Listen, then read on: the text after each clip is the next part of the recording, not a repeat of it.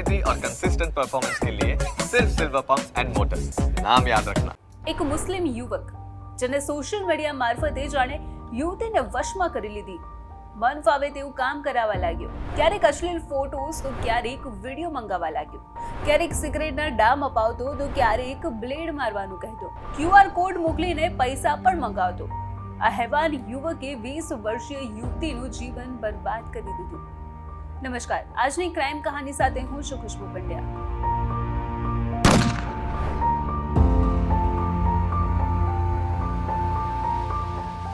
આ કહાની છે અમદાવાદના બોપલ વિસ્તારમાં રહેતી એક યુવતીની, જે તેની ફેમિલી સાથે રહેતી હતી, પણ થોડા સમયથી તેનો બિહેવિયર ચેન્જ થઈ ગયો હતો.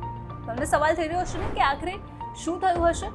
તો આ 20 વર્ષીય યુવતી સાહિલ અહેમદ નામના એક મુસ્લિમ યુવકના સંપર્કમાં આવે છે, જે પુણેમાં એક શાકભાજીની દુકાનમાં કામ કરતો હોય છે. તમને થઈ રહ્યો હશે ને કે પુણેના યુવકના સંપર્કમાં આ અમદાવાદની યુવતી કઈ રીતે આવી? તો આ યુવતી ધોરણ 10માં પુણેમાં અભ્યાસ કરતી હતી અને તેના કોમન ફ્રેન્ડ્સ દ્વારા સાહિલે આ યુવતીનો નંબર અને બાકી સોશિયલ મીડિયાની ડિટેલ્સ નીકાળી હતી. ભણવાનું પૂરું થતાં તે અમદાવાદ પરત આવી ગઈ હતી અને ત્યારબાદ સાહિલે તેનો સંપર્ક કર્યો. બંને વચ્ચે વાતચીત થવા લાગી. ધીરે ધીરે આ યુવતી સાહિલ સાથે અટેચ પણ થઈ ગઈ. ત્યારબાદ સાહિલ તેની સાથે વિડીયો કોલ પર વાત કરવા લાગ્યો, તેનું સ્ક્રીન રેકોર્ડિંગ કરવા લાગ્યો. ત્યારબાદ તે તેના ન્યૂડ ફોટોસ મંગાવવા લાગ્યો, પછી વિડીયોઝ, અને પછી વિડીયો કોલમાં પણ તે તેને કપડાં કાઢવાનું કહેતો. થોડા સમય બાદ જ્યારે આ યુવતી એક ટ્રીપ પર જાય છે ગોવા, ત્યારે ત્યાં સાહિલ તેને મળવા પહોંચી જાય છે. આ યુવતીના ઘરેથી તેના માતા પિતા ફોન કરે છે, પણ ફોન કોલ કોઈ જ ઉપાડતું નથી. અને જ્યારે તે કેમ્પ પર પરત નથી ફરતી, ત્યારે કેમ્પમાંથી પણ તેના ઘરે ઇન્ફોર્મ કરવામાં આવે છે કે તમારી દીકરી હજુ સુધી પરત નથી આવી. યુવતીના પિતા ત્યાં ગોવા પહોંચી જાય છે અને યુવતી રાત્રે 9 વાગે કેમ્પ પર પરત ફરે છે. તેના પિતા તેની પાસે ગયા ત્યારે જોયું તો તેના હાથ પર સિગરેટના ડામ આપેલા હતા. જ્યારે તેમણે દીકરીને પૂછ્યું કે શું થયું, ત્યારે તેને હકીકત કહી કે હું સાહિલ નામના યુવક સાથે હતી અને અમારા વચ્ચે ઝઘડો થતાં તેને સિગરેટના ડામ આપ્યા હતા. ત્યારબાદ તેઓ તરત જ તેમની દીકરીને ઘરે પરત લઈ જાય છે અને બીજી તરફ સાહિલ સતત તેને હેરાન કરતો રહે છે.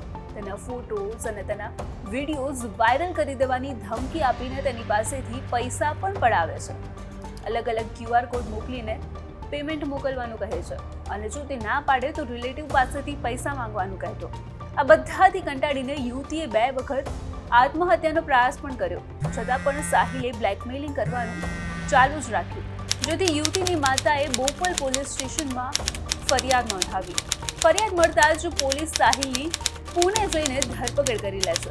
આ ઉપરાંત એ પણ સામે આવ્યું કે તેના પાસે યુવતીના સ્નેપચેટ અને ઇન્સ્ટાગ્રામના યુઝર નેમ અને પાસવર્ડ પણ હતા, જેના થ્રુ તે યુવતી પર નજર રાખીને તેને માનસિક ત્રાસ પણ આપતો હતો. આ એક યુવકે તેને એ હદે ટોર્ચર કર્યું કે તેની માનસિક સ્થિતિ પણ ખૂબ જ ખરાબ થઈ ગઈ, જેથી તેના પરિવારે તેને નેપાળ રિહાબ સેન્ટર મોકલી આપી હતી.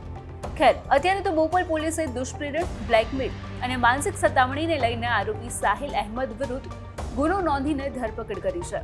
અને શું અગાઉ આ આરોપીએ અન્ય કોઈ યુવતી સાથે પણ આવું કૃત્ય કર્યું છે કે કેમ, તે પણ તપાસ હાથ ધરી છે. પણ હજુ એક સવાલ એ હતો કે શું આ લવ જેહાદનો કેસ હતો કે પછી બીજું કંઈ? તે દરેક રીતે હાલ પૂછપરછ કરવામાં આવી રહી છે અને વધુ ખુલાસાની શક્યતા છે. તો અત્યારે ક્રાઇમ કહાનીમાં બસ આટલું જ. આપણે ફરી મળીશું એક નવી કહાની સાથે. નમસ્કાર.